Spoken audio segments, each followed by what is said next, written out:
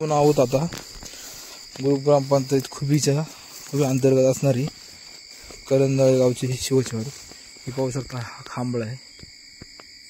बघा हा खांबळा इथे बघू शकता. याच्यावरती एकही बल्ब लावलेला नाही. बघा हे इथं घर आहे. बघा इथं घर आहे आणि हे पाहू शकता हे पूर्णतः खांबळ्यावरती बल्ब नाही. हा बघा हे इथे एक बल्ब आहे. हा त्याचप्रमाणे दुसरा खांबळा पाहू शकतो आपण ह्या ठिकाणी. इथं पाहू शकता बघा इथे सिकेन ह्या ठिकाणी. इथे ह्या घराच्या बाजूला इथे एक खांबळा आहे. बघू शकता याच्यावर सुद्धा एकही बल्ब लावलेला नाही. त्याप्रमाणे पाहू शकता. त्याप्रमाणे आपण या ठिकाणी ही नामसे वस्ती आणि या ठिकाणी अजून एक खांबळा आहे. पाहू शकता या ठिकाणी इथे एक खांबळा आहे. बघू शकता बघा इथे एक खांबळा आहे. हा याच्यावर देखील कोणत्याही प्रकारचा बल्ब लावलेला नाही. बघू शकता बघा. आणि हे आहे घर. इथं पूर्णतः घराच्या भोवतानी आजूबाजूला अंधार आहे.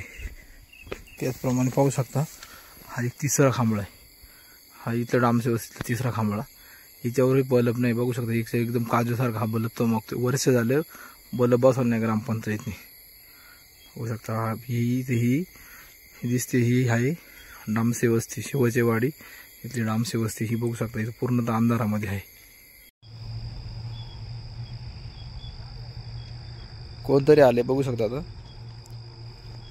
काय थांबले जरा 2 मिनिटं थांब. कुठे झालंय? वही आणायला गेलो. काय नाव तुझं? सोहम शिंदे. कुठे गेला होता? वही आणायला. कोणाकडे? मित्राकडे. एवढं रात्री? हो. अरे आता 9 9:30 वाजले. एवढं रात्री फिरतो बिबट्याचा तुला कळतं का नाही? काही येतो रोज येतोय का बिबट्या? बघू शकता आता हा सोहम शिंदे. जर बघू शकता आता हा याच्या मित्राकडे वही आणायचा आला. एवढ्या रात्रीचा त्याच्या मित्राला भेटायला आला हा वही आणायला. जर उद्या जर ह्या मुलावरती जर बिबट्याने हल्ला केला तर याची जबाबदारी कोण घेणार? तर बघू ही पाहू शकता करंजाळे गावची ही एंट्री आहे आणि ही ग्रुप ग्रामपंचायत अंतर्गत असणार करंजाळे गाव. त्या करंजाळे गावामध्ये खरं तर बिबट्या दररोज फिरतात. बिबटे म्हणजे या वाडी वस्ती असेल याच्यावरती. आणि ग्रामपंचायतनी कोणत्याही प्रकारचा आतापर्यंत आहे ना बल्ब लावलेले नाही.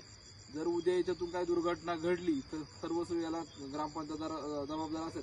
वारंवार ग्रामपंचायत आम्ही तक्रार करतो की बिबट्या गावामध्ये येतात म्हणून तुम्ही खरं तर बल्ब लावा खांबळ्यांवरती.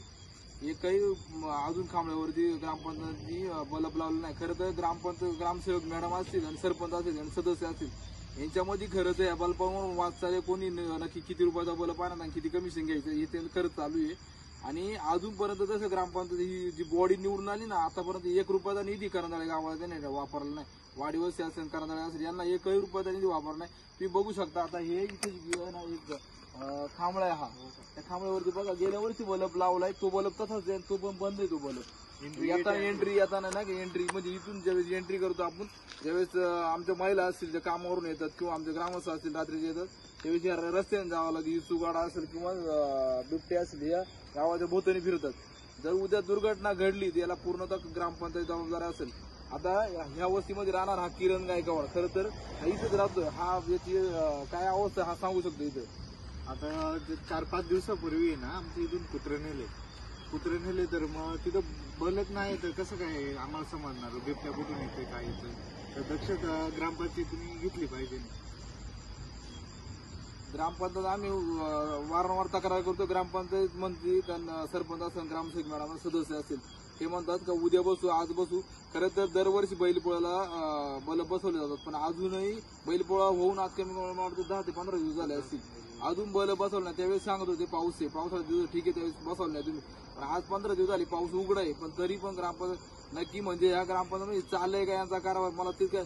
आणि हा आहे ना हा कारभार खास या ना हा ग्रामपंचायतचा कारभार दाखवण्यासाठी आज खरं तर आपण ना त्या ठिकाणी बाईट घेतो. कारण यांचा कारभार दिसला पाहिजे लोकांना पण हे नक्की काय करतात. एक दिवस नाईटला बोलू म्हणजे किती अंतर. आणि खरं तर मला तर या माध्यमातून आपल्याला सांगायचं की सरपंच असेल ग्रामपंचायत सदस्य जोपर्यंत तुम्हाला बल्ब बसवत नाही त्या तोपर्यंत वाडी वस्ती असेल किंवा गावठाण असेल इथून या लोकांनी करत ना गस्ती घातली पाहिजे. गावाला करत ना पारा दिला पाहिजे. यांनी गावातून फिरलं पाहिजे. ज्या दिवशी यांच्या घरातला एखादा व्यक्ती किंवा सरपंच असेल सदस्य असेल किंवा ग्रामसेवक मॅडम असेल जेव्हा यांच्या घरातल्या एखादा कुटुंबातल्या एखाद्या व्यक्तीवर बिबट्या हल्ला करेल त्यावेळेस ही करतं ग्रामपंचायतला कळेल का.